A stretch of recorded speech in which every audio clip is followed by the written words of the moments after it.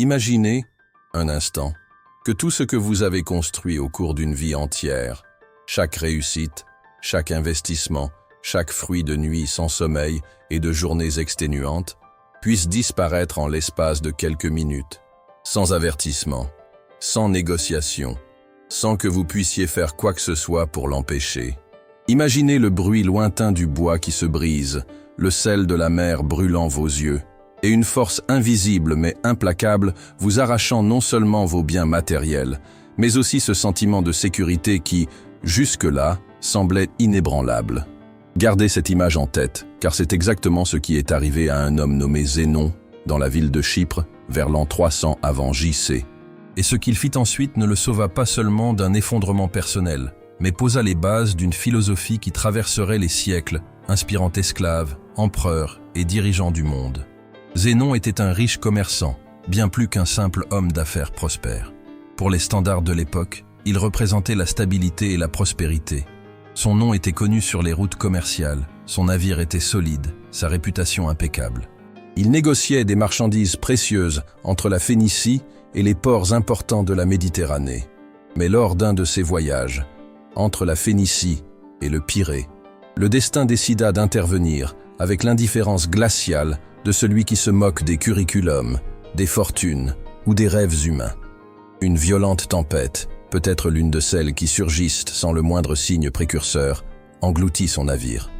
Bois brisé, voiles déchirées, cris mêlés au rugissement du vent. Et en un clin d'œil, toute la cargaison, la base de sa fortune, disparut dans les profondeurs. Réfléchissez un instant. Si cela vous arrivait, quelle serait votre première réaction? La colère? Le désespoir? L'envie de blâmer quelqu'un ou quelque chose? Le climat? Les dieux? La chance elle-même? Combien de fois dans la vie réagissons-nous ainsi face à des pertes bien moindres? Et je ne parle pas de navires ou de cargaisons valant des millions, mais de petites défaites du quotidien. Un projet refusé, une promotion qui n'arrive pas, une relation qui se termine. Et pourtant, même dans ces circonstances, nous avons l'impression que le sol se dérobe sous nos pieds. Alors imaginez la violence émotionnelle de tout perdre en quelques heures, lorsque ce tout représente des décennies de travail. Pour beaucoup, ce serait la fin de l'histoire. Un homme brisé, peut-être réduit à la mendicité, passant le reste de ses jours à se souvenir avec amertume de ce qu'il avait été. Mais pour Zénon, ce fut différent. Voici le premier point de friction de ce récit. Comment quelqu'un, dans un contexte aussi brutal, peut-il non seulement survivre au coup, mais le transformer en le début de quelque chose de bien plus grand? Lorsque le navire sombra, la vie que Zénon connaissait coula avec lui. Mais paradoxalement, c'est dans ce naufrage qu'il trouva un nouveau rivage.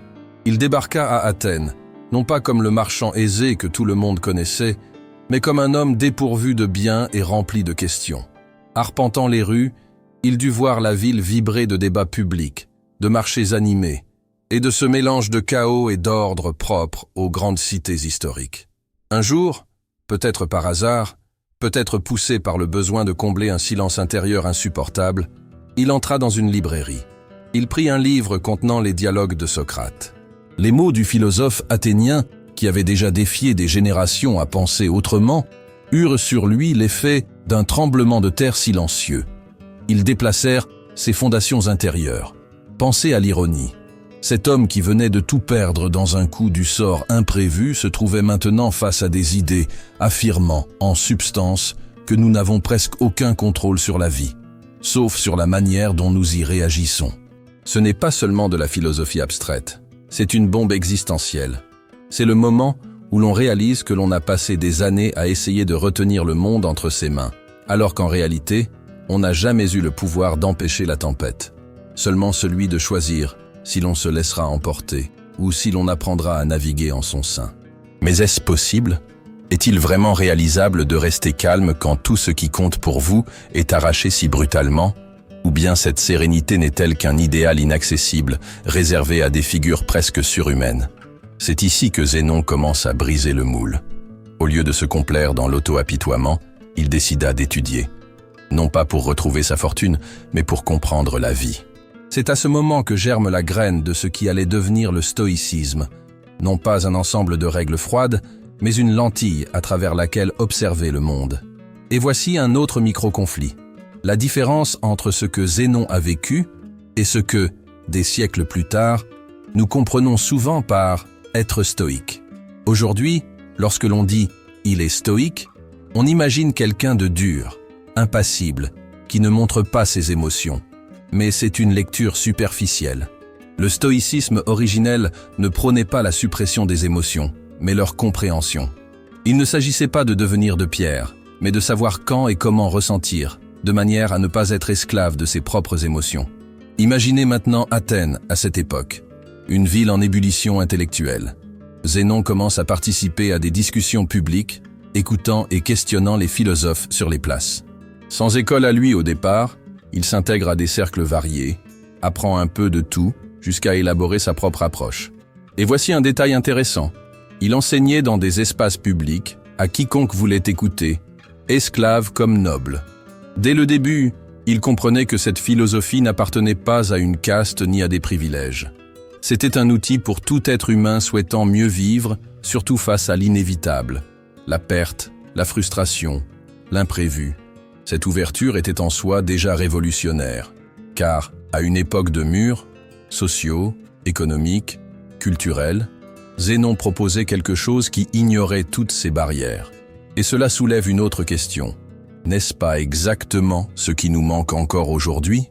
Une vision qui traverse les bulles, qui ne se limite pas à ceux qui peuvent payer, qui ne se tait pas face à l'injustice?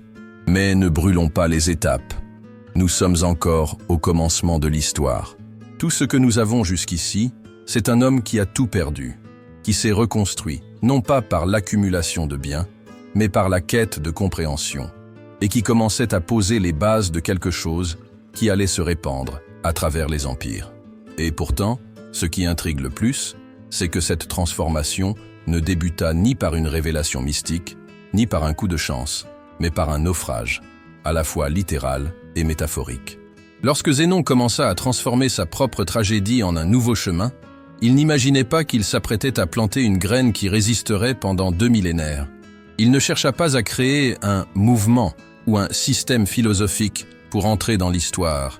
Il chercha, avant tout, à comprendre comment vivre de façon intègre lorsque le monde extérieur semblait déterminé à lui arracher tout ce qui lui était cher. Et c'est peut-être précisément pour cela que son message a survécu. Parce qu'il est né de quelque chose de réel, vécu dans la chair, et non d'un exercice théorique détaché de l'expérience humaine. En arrivant à Athènes, avec encore le sel sec dans les cheveux et le souvenir du fracas de son navire se brisant, Zénon découvrit un décor qui, d'une certaine manière, contrastait avec son état intérieur. La ville était en vie. Les marchands criaient dans les rues. Les poètes déclamaient des vers sur les places. Les commerçants exposaient des marchandises colorées. Et, dans les portiques et les atriums, des groupes se réunissaient pour discuter de philosophie, de politique, de morale et d'art. Au milieu de ce chaos organisé, un élément fascinait Zénon. Le fait que le savoir se partageait à voix haute, sans mur ni porte, pour qui voulait écouter. C'est ainsi qu'il s'approcha de Cratès de Thèbes, un philosophe cynique connu pour avoir renoncé à toutes ses possessions et vivre de manière radicalement simple. Imaginez la scène. Zénon, l'ancien riche marchand, vêtu de vêtements usés, s'approchant d'un homme qui avait tout abandonné volontairement, alors que lui avait tout perdu malgré lui. 2 parcours différents, mais une même question. Qu'est-ce qui compte vraiment pour bien vivre? La fréquentation de philosophes comme Cratès et d'autres maîtres amena Zénon à comprendre que la réponse à cette question ne résidait pas dans la protection contre les pertes, car les pertes sont inévitables, mais dans l'apprentissage d'une manière d'y réagir qui ne nous détruit pas. C'est ici que commence l'essence du stoïcisme. Et pour comprendre pourquoi cela était si disruptif, il faut se rappeler qu'à l'époque, l'accès au savoir profond était souvent réservé aux élites. Zénon décida de rompre avec cette tradition. Il ne fonda pas une école fermée, comme l'Académie de Platon ou le lycée d'Aristote. Il choisit d'enseigner dans le portique peint, un espace public au cœur d'Athènes où toute personne, de l'esclave au dirigeant, pouvait s'arrêter pour écouter. Pensez-y un instant. Que signifiait, dans une société pleine de barrières sociales, offrir à chacun la possibilité d'apprendre une philosophie de vie capable de libérer l'esprit? C'était presque une révolution silencieuse. Et d'une certaine manière, cela l'est encore. Aujourd'hui, Lorsque vous lisez un livre, regardez une vidéo ou écoutez un podcast qui vous pousse à changer votre manière de voir le monde, vous répétez ce geste ancestral. Vous arrêtez quelques minutes dans le portique et écoutez. Mais peut-être vous demandez-vous, comment cette philosophie, née dans un espace public il y a plus de 2000 ans, peut-elle avoir une quelconque pertinence pour nous, qui vivons entourés d'écrans, d'algorithmes et d'obligations qui s'accumulent à un rythme effréné? La réponse se trouve au cœur du stoïcisme. Comprendre que, même si nous n'avons aucun contrôle sur la plupart des choses qui arrivent, nous avons un contrôle total sur la manière dont nous y répondons. Pensez à la dernière fois où quelque chose ne s'est pas passé comme vous le vouliez. Cela pouvait être un détail, comme rater un bus, ou quelque chose de plus grand, comme être refusé à un entretien pour l'emploi de vos rêves. Notre réaction instinctive est de blâmer quelqu'un. Le conducteur qui n'a pas attendu, le recruteur qui n'a pas vu votre valeur, la vie qui ne coopère pas. Mais la vérité crue, que le stoïcisme nous met devant les yeux sans phare, et que le monde n'est pas fait pour suivre nos scénarios. C'est inconfortable à entendre, mais libérateur quand on l'accepte. Zénon comprenait que cette acceptation n'était pas de la passivité. C'était en réalité le point de départ pour agir plus efficacement. Lorsque vous cessez de gaspiller votre énergie à vous plaindre de ce que vous ne pouvez pas changer, il vous reste plus de concentration et de force pour agir sur ce que vous pouvez. C'est comme ramer à contre-courant. Si vous luttez pour contrôler l'eau, vous vous épuisez vite et n'avancez pas. Mais si vous apprenez à manœuvrer le bateau selon la force du fleuve, ce même courant qui semblait être un ennemi devient un allié. Et voyez comme cela se relie directement à notre quotidien. Peut-être êtes-vous coincé dans un travail qui ne vous plaît pas, mais que vous ne pouvez pas quitter pour l'instant. Vous pouvez passer vos nuits et vos soirées à ressasser cette frustration. Ou vous pouvez utiliser ce temps pour acquérir des compétences qui vous permettront de partir plus tard. Le premier chemin draine votre énergie et vous paralyse. Le second construit le pont qui vous permettra de traverser. C'est cet esprit que Zénon cultiva et enseigna. Il ne parlait pas d'un monde idéal où les gens sont toujours justes et où les plans ne déraillent jamais. Il parlait du monde réel, où les tempêtes coulent les navires, où les dirigeants échouent et où le destin ne demande pas la permission pour bouleverser votre vie. Et c'est dans ce monde réel que le stoïcisme offrait, et offre toujours, une boussole. Avec le temps, la présence de Zénon dans le portique peint attira des gens de partout. Les esclaves venaient entendre comment se libérer intérieurement tout en restant enchaînés. Les commerçants cherchaient à apprendre à gérer l'instabilité des marchés. Les guerriers voulaient comprendre comment garder leur courage sans se laisser consumer par la colère. Et tous trouvaient, dans les paroles de Zénon, quelque chose qui n'était pas seulement un conseil, mais une invitation à agir. Choisis où tu placeras ton énergie, car elle est trop limitée pour être gaspillée sur ce qui échappe à ton contrôle. Aujourd'hui, dans notre contexte, le message reste urgent. Réfléchissez à tout ce qui nous emprisonne dans des mesures que nous ne contrôlons pas. Les likes sur les réseaux sociaux, les évaluations au travail, les opinions des autres sur nos choix. Combien de fois avez-vous changé votre comportement pour vous aligner sur des attentes extérieures, pour finalement vous sentir plus éloigné de vous-même? C'est la même erreur que Zénon voyait chez les Athéniens. Chercher de la valeur dans quelque chose qu'on peut vous retirer à tout moment. Ce qu'il proposait au contraire, c'était un déplacement radical du centre d'attention. Ne pas mesurer votre valeur à ce que vous possédez ou à la reconnaissance que vous recevez, mais à la constance avec laquelle vous agissez selon vos principes. Et cela, soyons honnêtes, exige du courage. Le courage de dire non à certaines invitations, d'abandonner les comparaisons inutiles, de résister à la pression de se conformer. Zénon savait que ce n'était pas une tâche facile. Lui-même avait dû réapprendre à vivre sans le confort matériel auquel il était habitué.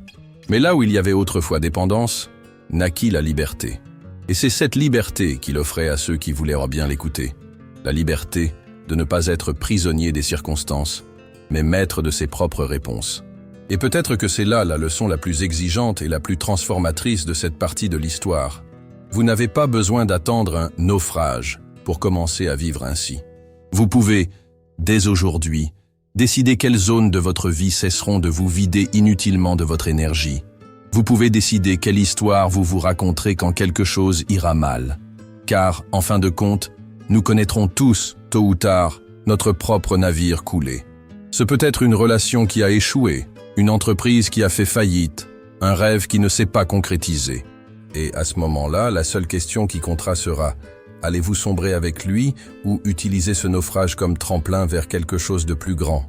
Si cette histoire de Zénon et de la naissance du stoïcisme vous a fait réfléchir, ne serait-ce qu'un instant, sur la manière dont vous affrontez vos propres tempêtes, alors elle aura valu chaque mot écrit ici. Et je veux continuer cette conversation avec vous. Dans le prochain chapitre, nous verrons comment cette philosophie s'est répandue et transformée, atteignant aussi bien des empereurs que des gens ordinaires, toujours avec la même promesse: vous aider à mieux vivre, quoi qu'il arrive à l'extérieur. Alors, si vous voulez suivre ce chemin jusqu'au bout, abonnez-vous dès maintenant à la chaîne et activez les notifications. Laissez aussi un like. Ce n'est pas juste un chiffre. C'est la façon la plus directe de dire que ce type de contenu compte pour vous et doit continuer d'exister. Ne remettez pas à plus tard, car le prochain portique est tout proche. Et vous ne voudrez pas rester dehors quand la conversation reprendra. Lorsque Zénon consolida sa présence au portique peint, quelque chose commença à se produire, qui, à première vue, pourrait sembler improbable. Sa philosophie cessa d'être seulement un ensemble d'idées pour devenir une force sociale. Des personnes de classe et d'origines différentes, qui, normalement, ne se seraient jamais assises côte à côte, commencèrent à partager le même espace, écoutant et débattant sur la manière de mieux vivre. Et voici le point curieux. À une époque marquée par de fortes divisions, Zénon réussit à créer un lieu où la position sociale, la richesse ou l'influence ne déterminaient pas la valeur de la voix de quelqu'un. Mais qu'est-ce que cela signifiait vraiment pour ce monde-là? En pratique, cela signifiait qu'un esclave pouvait dialoguer directement avec un aristocrate sur la vertu, la morale et le but de la vie, et que cette conversation ne serait pas rejetée sous le poids de la hiérarchie. Pour la mentalité de l'époque, c'était un acte de subversion silencieuse. Vous êtes-vous déjà demandé à quel point ce concept reste dérangeant aujourd'hui? Remplacer esclave et aristocrate par travailleur ordinaire et PDG d'une multinationale. Et constater à quel point nous sommes encore habitués à écouter davantage ceux qui semblent avoir plus à dire, même si leur discours est vide. Et voici une rupture avec le schéma habituel. Contrairement à d'autres courants philosophiques qui se repliaient dans des environnements contrôlés, Zénon choisit l'imprévisibilité de l'espace public. Au portique peint, lui et ses disciples ne pouvaient pas contrôler qui arrivait, quelles questions seraient posées, ni même s'il y aurait des interruptions. Ce facteur obligeait la philosophie à rester vivante, adaptable, prête à l'imprévu, ce qui, ironiquement, faisait déjà partie du stoïcisme lui-même. N'est-il pas intéressant de voir que la méthode d'enseignement renforçait ce qui était enseigné? Avec le temps, cette philosophie attira des figures qui, plus tard, deviendraient des symboles du stoïcisme. Épictète, l'esclave qui transforma sa condition en source de sagesse. Sénèque, l'homme d'État qui sut naviguer dans les labyrinthes du pouvoir à Rome. Marc Aurèle, l'empereur qui écrivait des réflexions intimes au milieu des guerres et des crises politiques. Mais plus que des noms historiques, c'étaient des exemples vivants, montrant que le stoïcisme pouvait s'appliquer aussi bien dans la simplicité d'une vie anonyme que dans le poids d'un empire. Maintenant, réfléchissons. Pourquoi une philosophie prônant l'autocontrôle, la discipline et l'acceptation de l'inévitable séduirait-elle des personnes aussi différentes? Peut-être parce que, quel que soit le statut, tous sont également exposés à l'imprévisibilité de la vie. La pièce qui disparaît de la poche d'un paysan et la perte d'une bataille pour un empereur provoquent, toute proportion gardée, la même réaction émotionnelle fondamentale. Frustration, peur, anxiété. Zénon avait trouvé un point de contact universel. Et voici un autre détail fascinant et rarement évoqué. Les premiers stoïciens ne se contentèrent pas de prôner l'égalité. Ils la pratiquaient de manière radicale. Ils inventèrent le terme « cosmopolite », qui, à l'époque, ne signifiait pas seulement « voyageur du monde » ou « habitant des grandes villes », mais littéralement « citoyen du monde ». Cette idée était si disruptive qu'elle remettait en cause non seulement les structures sociales, mais aussi les structures politiques et religieuses, car elle suggérait que la véritable loyauté d'une personne n'allait pas à une cité-État ou à un dirigeant, mais à l'humanité tout entière. Pensez-vous qu'après plus de 2000 ans, nous soyons vraiment capables de vivre selon ce principe? L'impact de cette vision était tangible. Dans un monde qui justifiait souvent l'inégalité comme quelque chose de naturel ou de nécessaire, le stoïcisme affirmait que la vertu ne dépendait ni de la naissance, ni de la richesse, ni du pouvoir, mais du choix conscient d'agir de manière juste et rationnelle.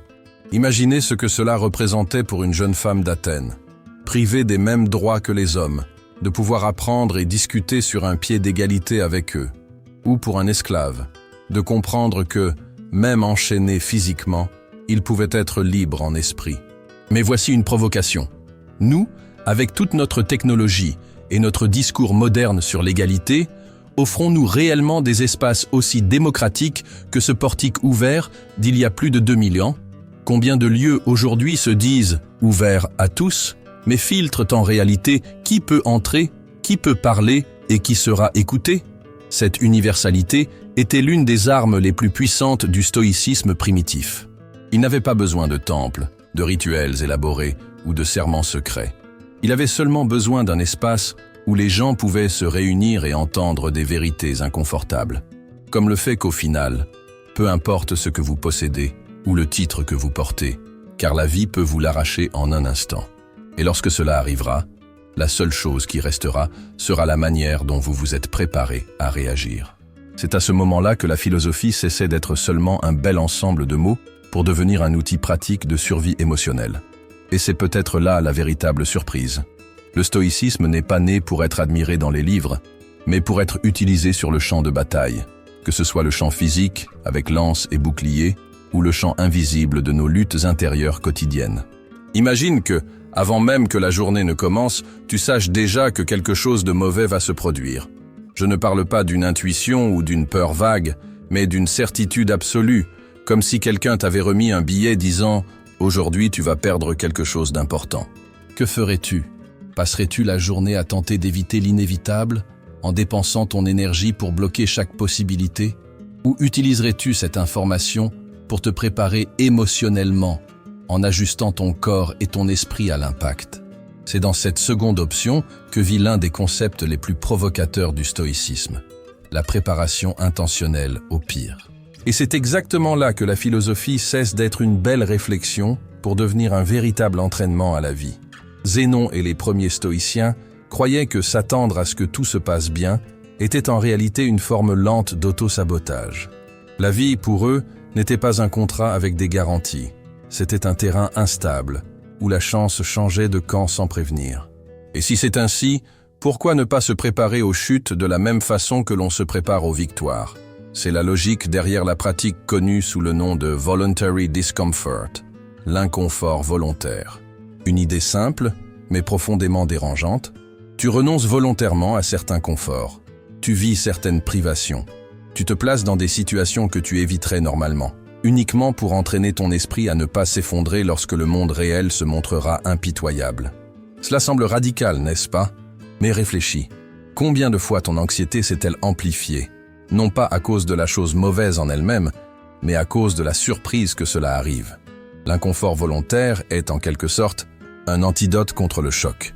Il n'élimine pas la douleur de la perte, mais retire l'élément de surprise qui l'amplifie souvent. Et voici un fait historique curieux. Les stoïciens ne faisaient pas cela comme un rituel isolé. C'était une partie de leur quotidien. Un jour, ils dormaient par terre, alors qu'ils avaient un lit confortable. Un autre jour, ils se nourrissaient uniquement de pain et d'eau, alors qu'ils pouvaient s'offrir un banquet. Non pas pour se punir, mais pour rappeler à leur corps et à leur esprit qu'ils pouvaient survivre sans luxe et que leur vraie force n'en dépendait pas. Maintenant, pose-toi la question. Quand as-tu consciemment quitté ta bulle de confort pour la dernière fois? Et je ne parle pas de changer la saveur de ton café ou d'essayer une nouvelle série sur Netflix. Je parle de quelque chose qui te rend vraiment vulnérable. Laisser ta voiture au garage et traverser la ville en transport public pendant une semaine. Passer tout un week-end sans utiliser ton téléphone, ne manger que le strict minimum pendant 3 jours, dormir sur le sol du salon sans oreiller.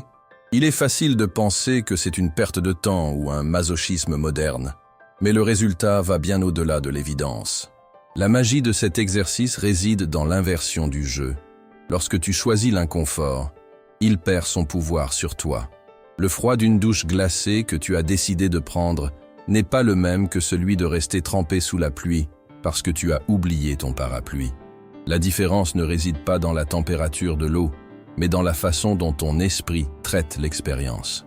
En prenant la situation en main, tu entraînes ton cerveau à réagir avec plus de calme lorsque la vie te pousse hors de ta zone de confort sans prévenir. Et voici un micro-conflit intéressant.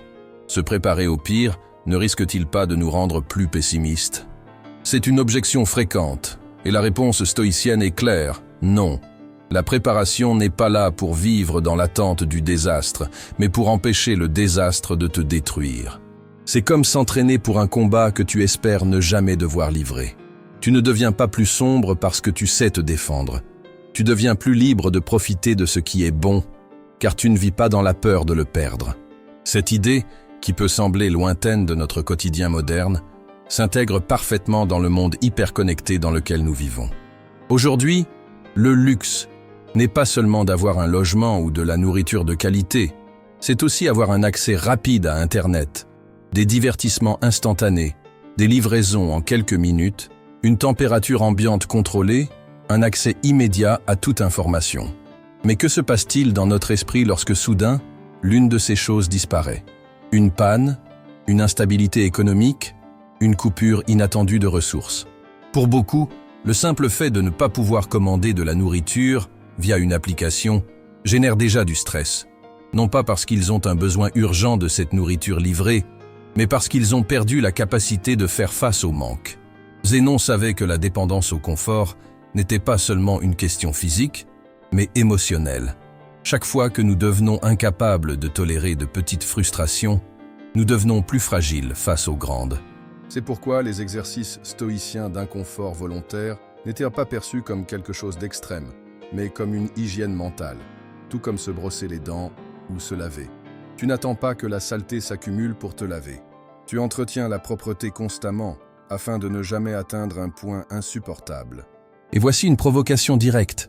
Si demain tu perdais la moitié de ce que tu considères comme essentiel, pourrais-tu garder ta santé mentale? Pourrais-tu continuer à travailler, aimer, te lier aux autres, sans que la perte ne devienne un poids paralysant? L'inconfort volontaire est comme un simulateur de vol pour la vie. Tu t'entraînes aux chutes, aux échecs, aux urgences. Non pas parce que tu veux qu'ils arrivent, mais parce que tu veux être prêt à atterrir en sécurité lorsqu'ils arriveront. Autre curiosité peu connue, cette pratique n'était pas exclusive aux philosophes. Les guerriers, les dirigeants politiques et même les commerçants l'appliquaient comme partie intégrante de leur préparation. Avant une campagne militaire, les soldats s'entraînaient dans des conditions pires que celles attendues sur le champ de bataille. Les commerçants empruntaient volontairement des routes plus longues ou plus dangereuses pour tester leur résilience et leur capacité à négocier en terrain défavorable. Dans chaque cas, la logique était la même. Celui qui a déjà affronté volontairement la difficulté ne s'effraie pas lorsqu'elle apparaît par surprise. Mais voici l'aspect le plus fascinant. Cette pratique ne sert pas seulement à affronter les pertes matérielles ou l'inconfort physique. Elle prépare aussi au choc émotionnel. Une rupture amoureuse, une amitié qui s'éloigne, un projet qui échoue.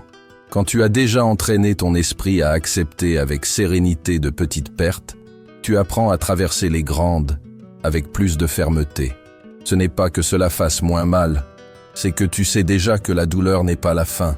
Cela nous mène à une autre question inévitable. En nous blindant émotionnellement de cette manière, ne risquons-nous pas de devenir froids, distants, incapables de ressentir? Le danger existe, oui, si le stoïcisme est mal interprété. L'objectif n'est pas de tuer les émotions, mais d'empêcher qu'elles ne nous dominent. Ressentir de la tristesse, de la peur ou de la colère est naturel. Ce qui n'est pas sain, c'est de laisser ces sentiments prendre le volant et diriger toute notre vie vers l'abîme. Zénon ne prenait pas l'indifférence, il prenait l'équilibre. Il savait qu'un cœur ouvert est aussi important qu'un esprit solide. L'inconfort volontaire, au fond, est un rappel que nous sommes bien plus adaptables que nous ne le pensons. C'est la preuve vivante que, même lorsque les circonstances changent radicalement, notre essence peut rester intacte. Et c'est ici que s'ouvre le prochain chapitre de notre voyage. Si cette philosophie est capable de renforcer autant l'individu, que se passe-t-il lorsqu'elle est adoptée par des dirigeants, des communautés entières et même par des empires? Le monde, avec toutes ses contradictions et ses intérêts, peut-il vraiment supporter l'application radicale d'une pensée qui valorise plus la vertu que l'avantage? Imaginez que vous ayez passé des semaines, voire des mois, à planifier quelque chose avec le plus grand soin. Vous avez calculé chaque détail, envisagé tous les scénarios, pris toutes les précautions pour que rien ne tourne mal. Et puis, au moment décisif, quelque chose de totalement hors de votre contrôle se produit, et tout votre travail semble réduit à néant. Comment réagissez-vous? Tout cet effort était-il inutile? Ou bien, d'une certaine manière, peut-il encore servir? C'est ici que nous entrons dans le cœur de l'un des concepts les plus puissants et en même temps les plus difficiles du stoïcisme. La séparation entre ce que nous contrôlons et ce que nous ne contrôlons pas, et la décision consciente de ne consacrer notre énergie qu'au premier groupe. Pour Zénon et les stoïciens, cette séparation n'était pas un simple tour de passe-passe mental pour se sentir mieux. C'était un outil pratique pour vivre avec plus de clarté et moins de souffrances inutiles. La vie, pour eux, ressemble à un champ de bataille avec deux fronts. Sur le premier, vous combattez avec des armes que vous maîtrisez. Sur le second, vous ne pouvez qu'observer à distance. Le problème, c'est que la plupart du temps, nous épuisons nos munitions à vouloir gagner des guerres qui ne sont pas entre nos mains. Le résultat est prévisible. Fatigue, frustration, sentiment d'échec. Mais que se passerait-il si, au lieu de cela, nous mettions toute notre force dans ce que nous pouvons réellement influencer? Prenons un exemple simple, mais riche de sens. Créer un contenu pour Internet.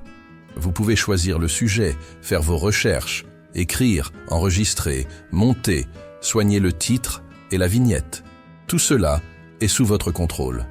Mais au moment où vous appuyez sur « Publier », les règles changent. C'est désormais l'algorithme qui décide qui verra votre travail, l'humeur du public qui déterminera s'ils cliqueront ou non, et l'imprévisibilité des jours qui fera que votre vidéo deviendra virale ou passera inaperçue. Combien de personnes connaissez-vous qui mesurent leur valeur personnelle aux chiffres qui apparaissent à l'écran? Combien se sentent en échec à cause d'un résultat qui n'a jamais été totalement entre leurs mains? Voici donc le premier micro-conflit de cette partie. Si nous savons que nous ne pouvons pas contrôler le résultat, pourquoi est-il si difficile de s'en détacher? Peut-être parce que nous avons été éduqués à mesurer notre valeur par des réussites extérieures. Prix, reconnaissance, argent, applaudissements. Le stoïcisme propose une rupture. Mesurer la valeur par l'effort mis dans le processus et non par les applaudissements à la fin. Cela semble simple, mais exige un profond déplacement intérieur. Transposons cela dans un autre contexte. Le travail. Imaginez quelqu'un qui a travaillé dur pendant des mois, livré des projets impeccables et se sent prêt pour une promotion. Le jour venu, la réponse du supérieur est « non ». La réaction immédiate est d'y voir un signe d'incompétence personnelle. Mais est-ce forcément le cas? Peut-être que l'entreprise réduit ses coûts. Peut-être qu'un autre candidat possède des compétences plus urgentes pour le moment. Peut-être que le chef est simplement de mauvaise humeur. Le point est qu'il existe un fossé entre ce que vous avez fait, contrôle, et la décision finale, hors contrôle. Le stoïcien évaluerait le succès par la qualité de son travail, non par le verdict reçu. Mais cela ne risque-t-il pas de nous rendre complaisants? C'est une objection fréquente. Si je ne me soucie pas du résultat, je ne ferai pas d'effort pour m'améliorer. Or, le stoïcisme ne dit pas d'ignorer le résultat. Il dit de ne pas en être prisonnier. Vous continuez à viser haut, à rechercher l'excellence, mais sans laisser un facteur externe déterminer votre valeur ou votre paix intérieure. C'est la différence entre conduire en regardant vers où vous voulez aller et conduire en fixant seulement le rétroviseur, en essayant de contrôler ce qui est déjà passé. Et ce piège est plus courant qu'on ne le croit. Pensez aux réseaux sociaux. Combien de créateurs commencent par passion et, peu après, sont entièrement absorbés par les métriques. Ce qui était un plaisir devient une source d'anxiété. Ce qui était une expression personnelle devient une course sans fin pour plaire à un système qui change sans prévenir. Résultat, épuisement, abandon et l'amère impression que ça n'a pas marché. Alors qu'en réalité, ce qui a échoué, c'est la manière de mesurer le succès. Les stoïciens appliquaient la dichotomie du contrôle non seulement au travail, mais dans chaque sphère de la vie. Dans les relations, par exemple, ils savaient qu'ils ne pouvaient pas contrôler ce que l'autre ressentirait ou ferait. seulement leur propre attitude. Et cela amène une autre question inconfortable. Combien de disputes, de déceptions et de frustrations pourraient être évitées si nous acceptions que nous ne pouvons pas diriger l'esprit et le cœur d'autrui? Vous pouvez être aimable, fidèle, honnête, mais vous ne pouvez pas garantir que vous serez aimé de la même manière. Et si vous conditionnez votre bonheur à cela, vous le placez entre les mains de quelque chose qui n'a jamais été à vous. Cette logique s'applique aussi aux grandes tragédies. Pertes matérielles, crises politiques, catastrophes naturelles. Le stoïcien ne nie pas la douleur, mais refuse l'idée de souffrir deux fois. D'abord à cause du fait lui-même, puis à cause de la révolte, de ne pas l'accepter. C'est une ligne fine et difficile à tenir, car nous vivons dans une culture qui glorifie les réactions intenses, comme si le degré de notre indignation prouvait notre valeur. Mais Zénon et ses disciples savaient qu'une indignation prolongée ne répare pas ce qui est arrivé. Elle ne fait que prolonger la blessure. Et voici une curiosité qui relie le stoïcisme à notre époque. De nombreuses thérapies modernes, comme la thérapie cognitive et comportementale, reposent sur ce même principe. Elles enseignent à identifier ce qui est sous notre contrôle, nos pensées, nos comportements, nos habitudes, et à accepter ce qui ne l'est pas. Ce n'est pas un hasard. C'est un héritage direct de la philosophie née sous le portique peint. Bien sûr, vivre ainsi demande un entraînement constant. On ne change pas sa manière de réagir du jour au lendemain. C'est comme apprendre une nouvelle langue. Au début, vous traduisez chaque phrase dans votre tête. Avec le temps, vous commencez à penser directement dans la nouvelle langue. Dans le cas du stoïcisme, la nouvelle langue consiste à se demander, avant de réagir, « Est-ce que je contrôle cela ?» Si la réponse est « non », l'étape suivante est de lâcher prise, sans culpabilité. Et peut-être est-ce la partie la plus difficile, lâcher prise. Car lâcher prise, ce n'est pas abandonner, c'est reconnaître que s'acharner, c'est dépenser de l'énergie là où il n'y a pas de retour. C'est choisir de canaliser sa force là où elle peut réellement changer quelque chose. Imaginez si tout le monde faisait cela à l'échelle mondiale. Combien d'heures de disputes inutiles, de rancunes accumulées et de batailles invisibles seraient libérées pour des choses vraiment constructives. Cependant, il existe un piège. Utilisez cette philosophie comme excuse pour ne pas agir. « Ah, je ne contrôle pas cela, donc je ne ferai rien. » Ce n'est pas du stoïcisme, c'est de l'apathie déguisée. Le stoïcien agit avec intensité là où il le peut et justement pour cette raison parvient à accepter le reste. C'est comme un agriculteur qui sème, arrose, soigne le sol et comprend qu'il ne peut pas contrôler la pluie. Il ne cesse pas pour autant de travailler, il ne passe simplement pas ses nuits à tenter de convaincre les nuages de pleuvoir. En fin de compte, c'est une philosophie qui remet le pouvoir entre vos mains, mais uniquement le pouvoir qui a toujours été le vôtre. Et c'est peut-être là le plus grand soulagement. Réaliser que beaucoup de ce qui nous accable, nous irrite ou nous épuise, peut simplement être retiré de notre liste de responsabilités. C'est comme si quelqu'un nettoyait votre bureau en enlevant des dossiers qui ne vous appartenaient pas. Et voici le lien vers la prochaine partie. Si nous avons déjà compris comment nous concentrer sur ce qui est à notre portée, l'étape suivante est de nous demander selon quels principes allons-nous guider ces actions. Car agir est inévitable, mais agir sans direction, c'est gaspiller notre potentiel. C'est là qu'entrent en scène les vertus centrales du stoïcisme, capables de redéfinir non seulement ce que nous faisons, mais aussi qui nous devenons. Imaginez que soudainement, tout ce que vous faites et décidez soit mesuré selon un seul critère. Non pas l'argent que vous gagnez, ni la reconnaissance que vous recevez, mais le degré avec lequel vous agissez en accord avec vos propres vertus. Pensez à l'impact que cela aurait sur la façon dont vous vous réveillez, travaillez, entretenez vos relations et même affrontez les crises. C'est précisément ici que nous entrons dans le cœur du stoïcisme. Les 4 vertus cardinales, sagesse, courage, tempérance et justice. Ce ne sont pas des concepts abstraits destinés à embellir les discours, mais des principes de survie morale et mentale. Et, dans le stoïcisme, il n'est pas exagéré de dire qu'elles fonctionnent comme les 4 piliers qui soutiennent la maison. Retirez-en un et tout l'édifice de votre vie peut s'effondrer. La première, la sagesse, est bien plus qu'accumuler des connaissances. Pour un stoïcien, la sagesse est la capacité de distinguer ce qui est sous notre contrôle de ce qui ne l'est pas, et d'agir en conséquence. Cela semble simple, mais combien de fois, même en le sachant en théorie, agissons-nous comme si nous pouvions plier la réalité par la seule force de notre volonté? La sagesse n'est pas de connaître toutes les réponses, mais de poser les bonnes questions et d'accepter les réponses que la vie donne, même si ce ne sont pas celles que nous voulions entendre. Comme le disait Épictète, ce ne sont pas les choses qui nous troublent, mais les opinions que nous avons à leur sujet. Et ici surgit un micro-conflit. Si nous acceptons que notre perception façonne notre réalité, comment préserver l'intégrité de cette perception dans un monde saturé de manipulations, de fausses nouvelles et de récits fabriqués? La deuxième vertu, le courage, ne se limite pas aux gestes héroïques sur les champs de bataille. C'est la capacité de persister et de résister même lorsque le coût est élevé. Résister à la pression de se conformer, persister face à un courant contraire, affronter des vérités douloureuses sur soi-même. Le courage, c'est dire non, quand tout le monde attend de vous un oui.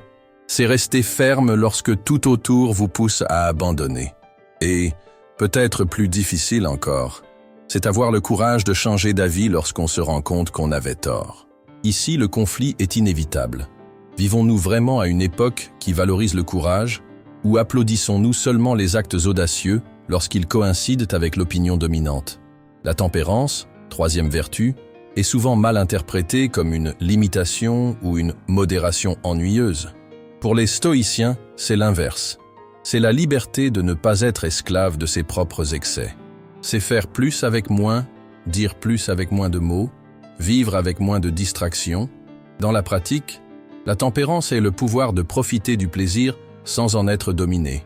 Imaginez l'impact que cette vertu aurait dans la culture actuelle, où la quête du plus de consommation, plus de stimulation, plus de reconnaissance, est devenue presque une religion.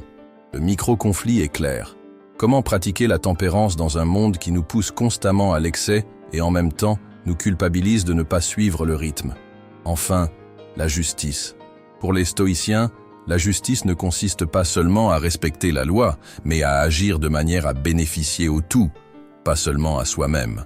C'est reconnaître que nous sommes faits les uns pour les autres, comme l'a écrit Marc Aurèle, et que nuire à autrui, c'est en fin de compte se nuire à soi-même.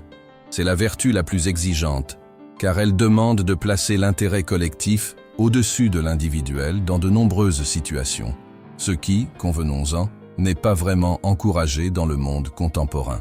Le micro-conflit est douloureux. Comment vivre selon la justice quand le système dans lequel nous évoluons récompense souvent la ruse égoïste et punit l'intégrité? Ces vertus n'étaient pas destinées à rester dans les livres. Elles devaient être vécues. C'est pourquoi des histoires comme celle de Nelson Mandela s'intègrent si bien dans ce contexte. Pendant 27 ans de prison, il eut toutes les occasions de devenir amer, vindicatif et cynique. N'importe quelle personne ordinaire aurait pu comprendre, et même justifier, que, libéré, il utilise son pouvoir pour punir sévèrement ceux qui l'avaient gardé derrière les barreaux. Mais Mandela connaissait, même s'il ne les nommait peut-être pas ainsi, les principes stoïciens. Au lieu de chercher la vengeance, il chercha la reconstruction. Au lieu d'alimenter la division, il travailla à l'unité.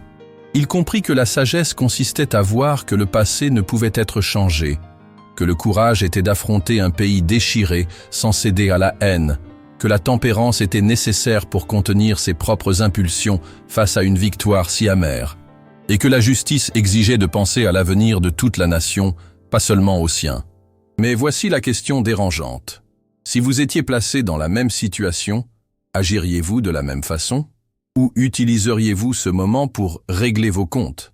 C'est dans ce genre de dilemme que les vertus cessent d'être un beau concept et deviennent un test réel. Car il est facile de parler de justice lorsqu'elle n'exige pas de sacrifice personnel. Facile de parler de courage lorsque le risque est faible.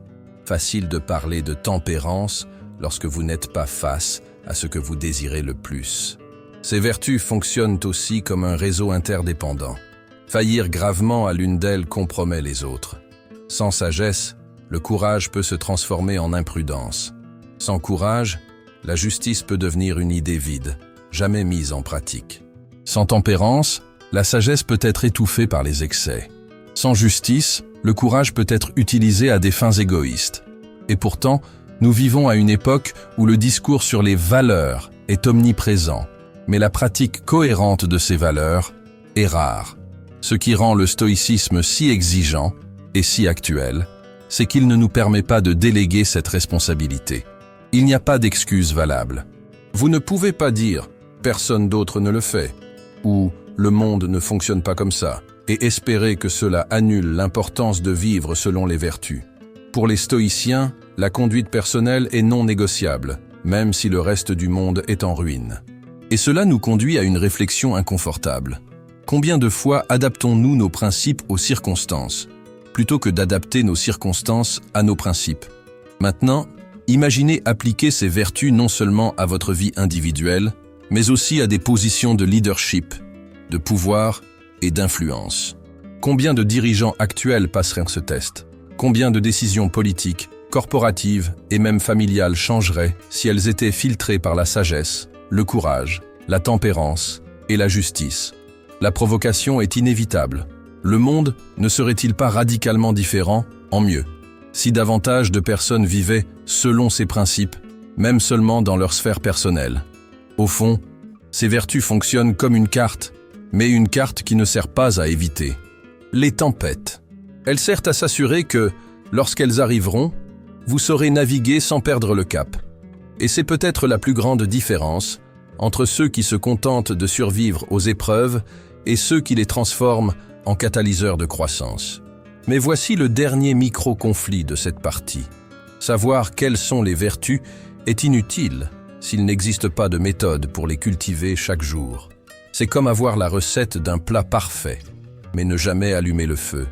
C'est pourquoi, dans la prochaine partie, nous entrerons dans un domaine encore plus fascinant. Comment cette philosophie, née il y a plus de 2000 ans, a trouvé sa place dans la médecine et la psychologie moderne, se transformant en outil thérapeutique capable de changer des vies entières. La question est, si vous aviez une méthode éprouvée pour mieux vivre, auriez-vous la discipline nécessaire pour la suivre jusqu'au bout? Et si tout ce que vous avez vécu jusqu'à aujourd'hui, chaque erreur, chaque perte, chaque victoire, chaque moment de doute, n'avait été qu'un entraînement pour quelque chose de bien plus grand? C'est la question que je veux laisser résonner en vous, alors que nous avançons ensemble vers la conclusion de ce voyage. Parce qu'au fond, le stoïcisme n'a jamais consisté à vivre sans ressentir, ni à endurer la vie les dents serrées. Il a toujours consisté à devenir si conscient et si aligné avec vos principes que rien, absolument rien, ne puisse vous arracher de votre propre axe. Ce que Zénon a découvert après avoir vu sa fortune sombrer n'était pas simplement une méthode pour faire face à la douleur, mais une manière de redéfinir complètement ce que signifie vivre. Il a compris que la liberté ne consiste pas à faire ce que l'on veut quand on veut, mais à avoir la maîtrise de ses propres réactions, et à ne pas remettre son humeur, sa paix et sa dignité entre les mains de forces extérieures. Tout au long de cette série, nous avons vu comment cette vision a été affinée par Épictète, vécue par Sénèque, écrite dans les nuits glaciales de Marc Aurèle. Et plus encore, nous avons vu comment elle reste vivante aujourd'hui, même dissimulée sous de nouveaux langages, dans la psychologie moderne, dans la thérapie, dans les formations de haute performance, dans les conversations qui comptent vraiment. Mais rien de tout cela n'aura un véritable impact si cela reste seulement au niveau intellectuel. Vous l'avez sûrement déjà remarqué, comprendre une philosophie est facile. Ce qui est difficile, c'est de la mettre en pratique quand la chaleur du moment brûle sur la peau. Difficile de se souvenir de respirer profondément quand quelqu'un vous provoque. Difficile de garder son calme quand tout ce que vous avez planifié commence à s'effondrer. Difficile de retenir ses paroles quand vous savez que répondre avec colère ne fera qu'empirer la situation.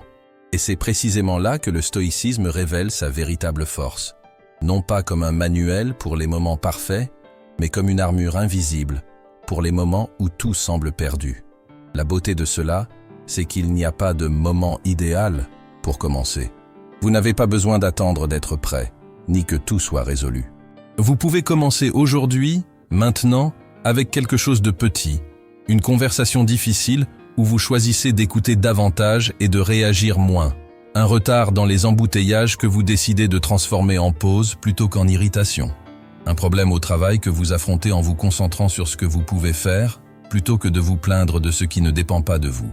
Ce sont dans ces micro-moments que se construit une habitude mentale capable de transformer complètement le cours de votre vie. Et ne vous y trompez pas, cela ne signifie pas tout accepter passivement. Les stoïciens n'étaient pas de simples spectateurs de leur propre vie. Ils agissaient, et agissaient beaucoup. La différence, c'est qu'ils agissaient avec clarté sur l'endroit où résidait leur pouvoir.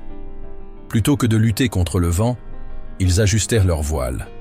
Plutôt que de gaspiller de l'énergie à essayer de changer l'incontrôlable, ils consacrèrent leur énergie à polir ce qui comptait vraiment, eux-mêmes. Regardez en arrière et pensez à combien d'heures, de jours, de mois, voire d'années, vous avez déjà gaspillé à livrer des batailles impossibles, à vous battre contre des décisions que vous ne pouviez pas changer, à ruminer des paroles que vous ne pouviez pas retirer, à porter des rancunes qui ne pesaient que sur vous. Imaginez maintenant rediriger toute cette énergie vers ce qui est réellement à votre portée. Que pourriez-vous construire? Qui pourriez-vous devenir? Le stoïcisme ne promet pas que la vie cessera de vous mettre à l'épreuve. Elle continuera, et peut-être même avec plus d'intensité. Mais il promet que vous pouvez devenir inébranlable, que vous pouvez marcher au milieu du chaos sans que le chaos marche en vous, que vous pouvez vivre de telle manière que, même lorsque l'inévitable arrivera, vous soyez prêt, non pas à vaincre la vie, mais à la vivre avec dignité jusqu'à la dernière seconde. Et maintenant, au terme de cette conversation, je veux vous lancer une invitation. Pas simplement pour passer à autre chose, mais pour mettre réellement en pratique ce dont nous avons parlé ici. Commencez petit, mais commencez. Choisissez aujourd'hui une situation pour exercer le contrôle sur votre réaction. Notez ce que vous avez ressenti. Et demain, recommencez. C'est ainsi que se construit la résilience. Non pas avec un seul geste grandiose, mais avec des centaines de gestes petits et conscients. Si cette série sur le stoïcisme vous a touché, si elle vous a fait voir la vie d'une manière différente, alors je vous demande de m'aider à diffuser ce message plus largement. Abonnez-vous dès maintenant à la chaîne, activez la cloche pour recevoir les prochaines vidéos, laissez un « j'aime » pour montrer que ce contenu vaut la peine, et commentez ci-dessous. Quel a été le plus grand déclic que vous avez eu en regardant tout cela? Je lis chaque commentaire, et c'est à partir d'eux que je crée les prochains contenus. Merci d'être ici, d'avoir consacré votre temps et votre attention, et d'avoir permis à ces idées de se connecter à votre vie. Dans la prochaine vidéo, nous verrons ensemble comment appliquer la mentalité stoïcienne de façon stratégique à des défis très spécifiques de notre époque, de l'excès d'informations à l'instabilité économique, en passant par les pressions sociales et professionnelles. D'ici là, rappelez-vous, vous ne contrôlez pas tout, mais vous contrôlez assez pour transformer complètement votre manière de vivre. Et au final, c'est bien cela qui fait toute la différence.